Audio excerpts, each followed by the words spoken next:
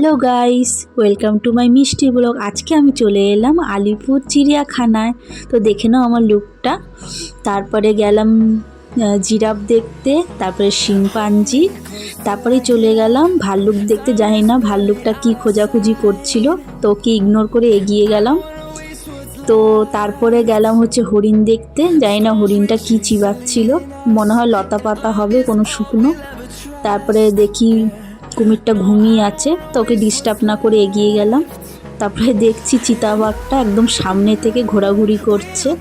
তারপরে দেখলাম বাঘের পটি করা, বাঘ পটি করছে, এই ফার্স্ট টাইম চোখের সামনে দেখলাম, এতদিন টিভিতেই দেখেছি। তারপরে জিরাফ দেখলাম, দুটো জিরাফ দাঁড়িয়ে ছিল, একটু ভিডিও করে নিলাম।